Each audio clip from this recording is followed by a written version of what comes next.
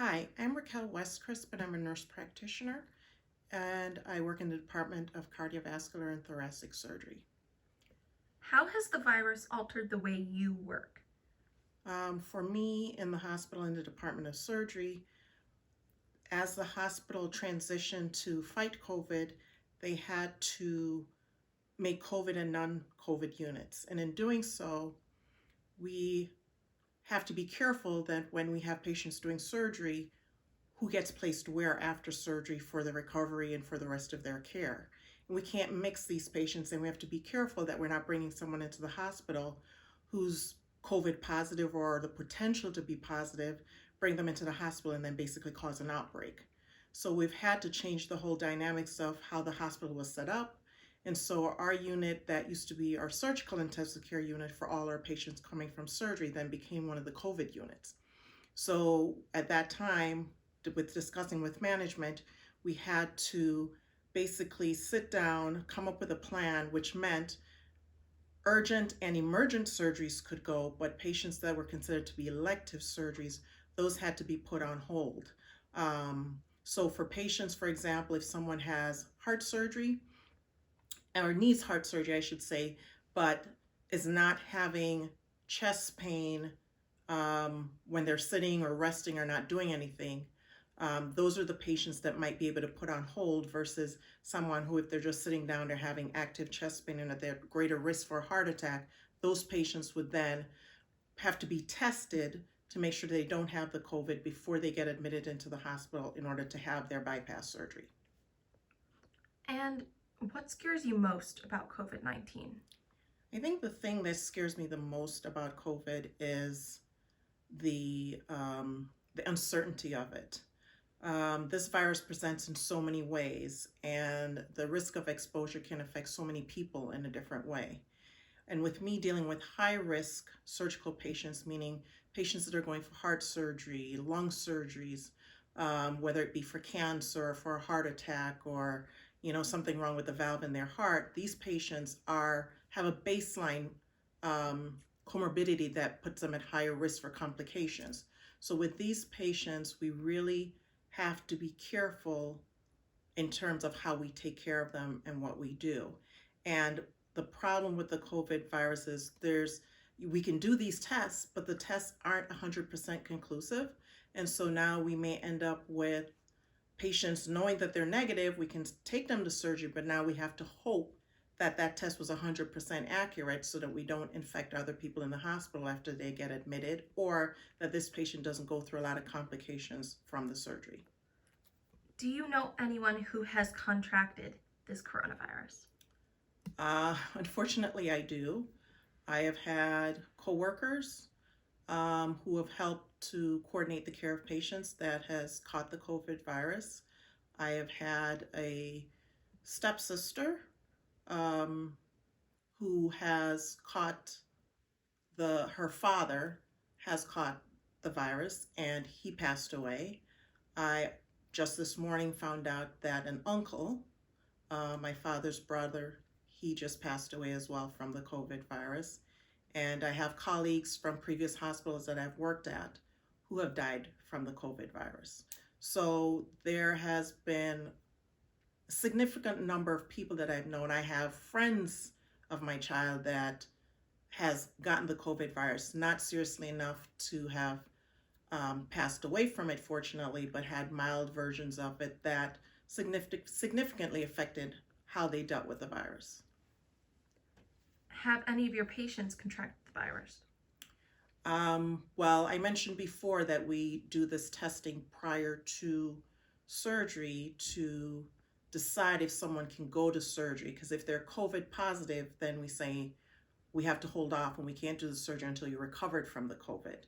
But I had an interesting situation where there was a patient who was not symptomatic at all, but this patient was positive for the COVID virus, and we ended up having to let this patient know that they were COVID positive and then cancel his pending cancer surgery.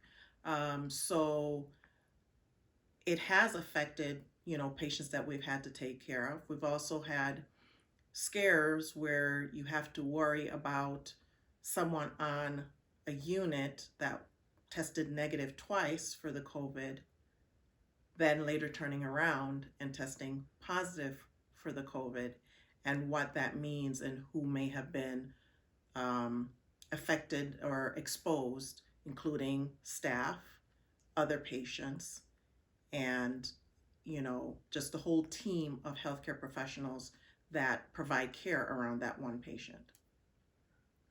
Do you have any comments on how this virus could affect your patients given you work with cardiovascular and thoracic surgeries?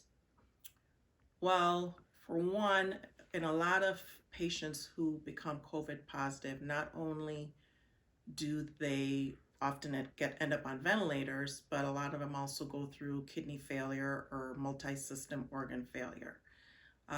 For heart patients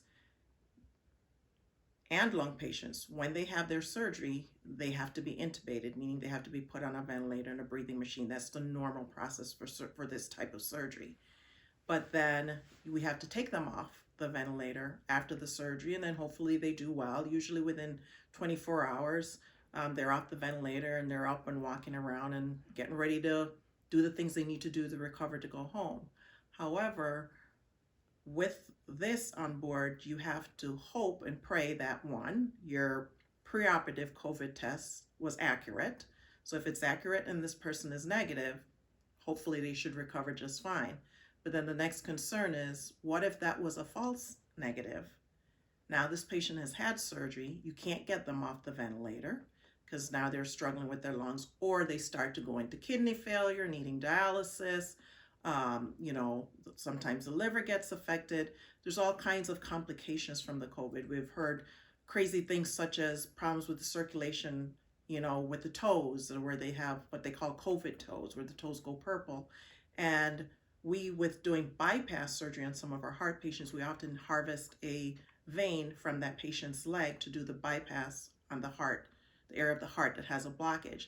So imagine us even doing that, and then this person develops COVID toes. There's even a greater propensity for that person to lose a limb or to lose a foot or something like that during something like this. So it really complicates taking care of our patients. It complicates how the hospital deals with the whole admission of these patients, taking care of them while they're there, and then discharging them. They can't have families at their bedside because the family cannot come into the hospital during an outbreak with this pandemic, and so they don't have the support they need just going through the regular surgical process, wherein you would have family. Therefore, you have to go through this all by yourself, which is pretty scary for most patients and families. How do you feel both the local and federal governments have handled COVID-19? This is kind of a touchy situation for me. I truly wished that in the early months, January, February, when this was all developing, that our federal government did more to prepare. Getting enough PPEs, personal protective equipment for the medical staff, and making sure that we had enough ventilators and that the hospitals were all ready. And unfortunately, that was not done. And by the time it started way later. And in doing so, it's like we started behind. A lot of the hospitals started behind, and you particularly see that areas hard hit like New York, where because they didn't have all the equipment right off the bat, it was like a scramble to get everything together. So it's this mad dash, and you hope to get caught up. And so if the funding isn't there, especially from the federal government, it's just particularly hard to take care of these patients because it's hard to get the resources to take care of them, the PPEs, the ventilators.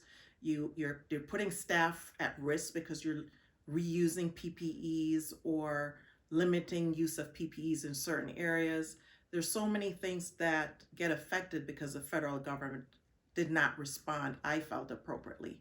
I am grateful that we live in Illinois, where we have a governor who was very willing to basically shut down the state and now has encouraged everyone to wear masks to limit the exposure. I think we were truly blessed to have like Mayor Lightfoot and Governor Pritzker, who made hard calls, and a lot of people are not happy about that. But and because it has affected the economy, but I really don't think no matter what we do, the economy is going to be affected. And so it's a hard balance. And who knows when this is going to lift, but we have to do what's best to save lives at this point, which I feel is a priority, and I feel like we're doing here in Illinois. How do you think this experience will affect current generations and generations to come once this is all over? It's been a hard lesson for the children. And I see this with my own child in the sense that, it's a level of maturity that they have to be faced with way sooner than they probably normally would have. They have to be more responsible for schoolwork and more independent for schoolwork than they ever had to be before. They've also had to listen to the news and hear the government issues and conspiracy theory versus scientific theory, and hearing all these issues and trying to find a healthy balance between the two. They've also had to deal with disagreements, which I think, is a great life lesson to some extent, in that you will find 50% of the people will not agree with your views on things. And that's a lesson that you really need to learn in life, in the sense that you can't bully people into agreeing with what your thoughts are. You have to allow people to make their own choices. This is America, so everybody makes their own choices. And in doing so, whether we agree with them or not, we have to respect that other person's choice, even if we feel that that choice negatively affects us. It's almost like you learn a life lesson in the sense that if you're in a marriage and you disagree with your spouse, you're not going to beat up your spouse to get your spouse to agree with you, and to think exactly the same way you do. You may have completely different points of view, but you have to still work together to come to a common ground, which I think is what needs to happen in the United States. They have to work together to come to a common ground. And this is something that I've watched my daughter work through, even with her friends. Like, a friend doesn't agree with her about the COVID and how it spread, she may choose to educate that person. But once you've done your educated and you've encouraged someone to wear a mask, outside of that, there's not much that you can do. So lead by example, do what you feel is right, but still be respectful and kind to each other. Do you have any friends or family in other parts of the country or the world? And how do you feel about their situation? I have family in Jamaica. I grew up in Jamaica, so I have aunts there and family there. And they have been, it's very interesting when you see how other countries and small countries have dealt with the outbreak with the COVID virus. And you see how every country has their own way within their own budget to deal with something this serious. Everyone there has been doing fine. They have gotten help from scientists in Cuba. And this again shows how important it is during something like this. Instead of not working together as a team, you have to work together as a team. Even the United States should be working together with the rest of the world to come up with some kind of solution to cure or help this pandemic. This is not the type to fight and to bicker and blame. It's about the time of coming together. And I think that's one of the points that most people are missing. You have to work together to solve this. This is a huge problem, but if all the countries put their heads together and figure out what works for you, maybe I should try that, I think we'll all be in a better place.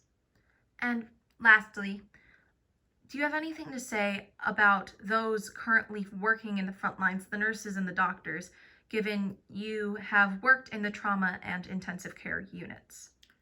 I've always had the greatest respect for frontline healthcare workers, the doctors and the nurses who work in the intensive care units, the ERs. These people are true first responders, and every day of their life, when they go into work, they're saving lives and putting themselves at risk. COVID is not the first virus that has ever been out there that can affect healthcare workers, and it probably won't be the last. Having said that, you know, these people put their heart and soul into work. They have to put their fears aside when they go to work. They have to leave their families at home, knowing when they close that door and they walk out the door to go to work, we're going to battle. You're going to battle to fight the COVID virus. And you truly, you have to block out your own personal emotions when you're dealing with some of these emergency situations so that you can focus to do what you have to do for these patients and families. If it means a hug when, and I know during these times it's hard, but nurses have cried on each other's shoulders during difficult situations. And this, I'm sure, is one of those situations where nurses, when they go in that locker room and they put on their garb to basically go out to battle, putting on their PPEs, they will cry on each other's shoulder at the end of the day. When you lose a patient, sometimes you feel like you failed. You failed that patient, you failed that family, and you take those emotions, with you. My years of working in the ICUs and like the trauma unit, I've seen a lot of death. Those are things that stick with you for the rest of your life. But when you're as passionate about what you do and you go to work every day with the intention to do good, there's nothing more rewarding. So even though there's pain and frustration, maybe anger when you don't have the right equipment to do what you need to do to save a life, when there's all these emotions going on, there's still that happy moment when that one patient gets better and, is wheeled out and they're waving and saying goodbye and they say thank you and they say bless you. I think there's no greater feeling than that when you have helped what was first a stranger that now becomes a friend when they leave. And so I commend all the first responders, even the paramedics. They're going into the homes and exposing themselves. So, but this is what we signed up for. This is what you have to do. And you just do what you have to do and hope that it all works out for the best. All right. Thank you. You're welcome.